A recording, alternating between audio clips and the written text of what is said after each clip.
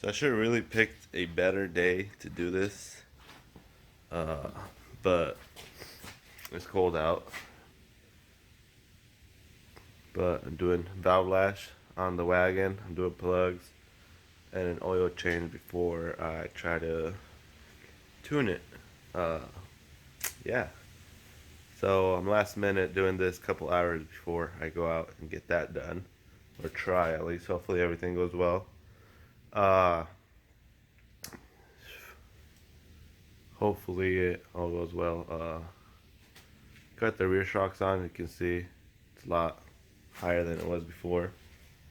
Uh, Getting closer and closer. Like I said, my main goal was to be able to drive it out to Ice Cream Cruise and maybe run it. If everything goes good with the tune, I'll be able to drive it out there, run it a couple times, just kind of see, get the feel for it. I know I need a lot of suspension work because it's really soft. And soft suspension sucks, especially on this car's front wheel drive. So I just want to see, and then that way I can see later or next year what the differences are with stuff I do suspension work wise, and maybe other couple other stuff on the engine. So, like I said, but right now I'm over here setting valve lash. Just started and it's cold as balls. So wish me luck, cause I need it. So oil change, valve gap, and spark plugs are about done. Just gotta pour the oil in. I went with. I was gonna get Mobile One. I figured might as well try this out. I never ran it, but with 530, uh, should be a little better than the 520 they recommend. Just because for harder driving, with it going on the dyno, figured might as well get a little extra protection. For spark plugs, I went with a little colder range, which still not sure if I should. Stock is 7. If I should stayed with that or gone with what I did, but I'm just gonna run this, see what happens. Worst case, obviously spend another $50 on plugs, but whatever. But getting there, about ready to be out again. Waterfall it here.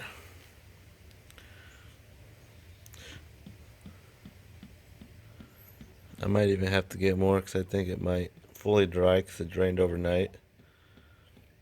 It might actually take like close to 6 quarts, but we'll see.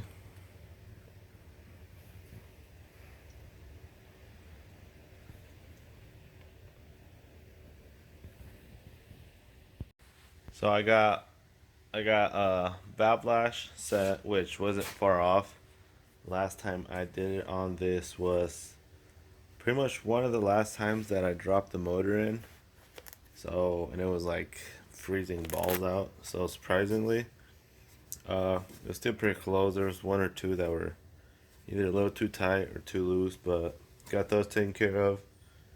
Got the oil change done, and obvious filters and new plugs. I went with a 8 heat range.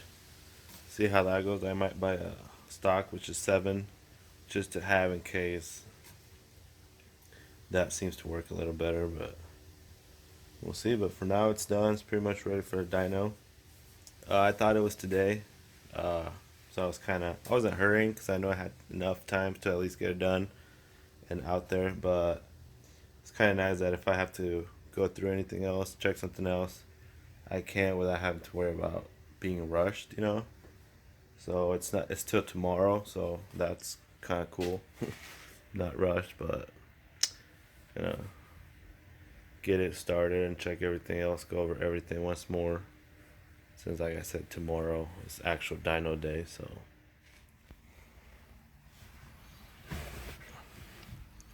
I really need to get a tablet for here.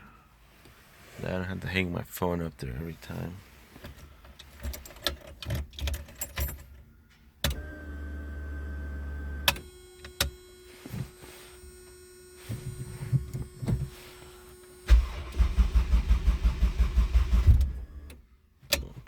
again.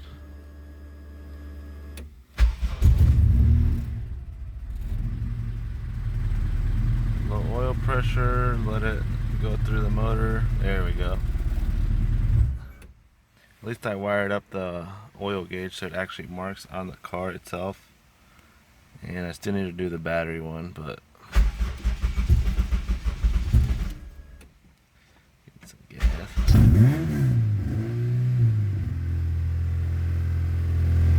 Pedal's so touchy. It's freaking cold-blooded. It doesn't have ICD.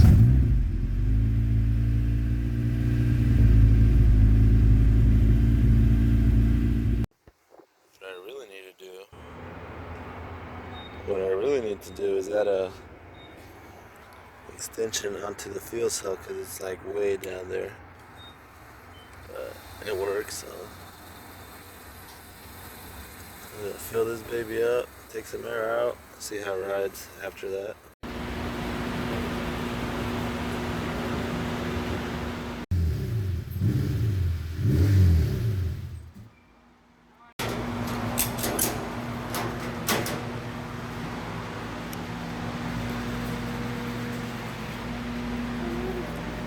There's no wideband in there, is there?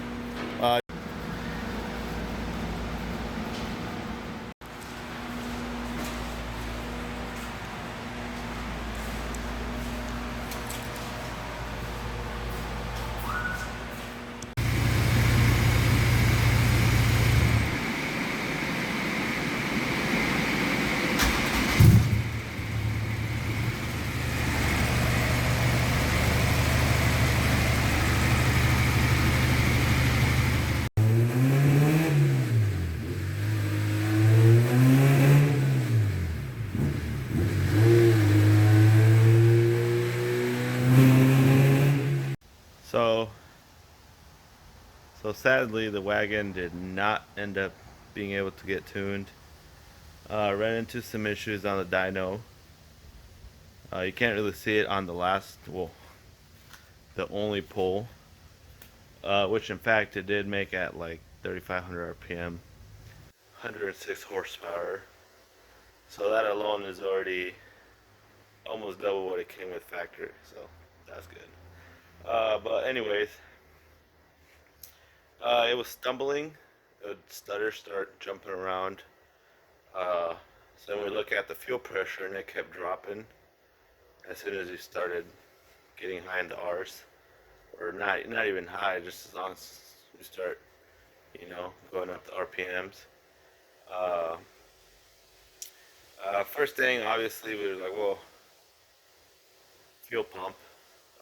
My buddy, one that was tuning it, actually happened to have the same exact external 255 Walbro.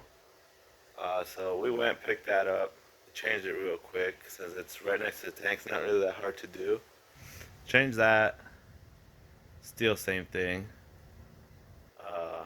So we figured regulator, but we figured, still have to buy one, whatever. So the next day I went out to our local performance shop, bought one, put it on, same thing, just kept getting worse and worse.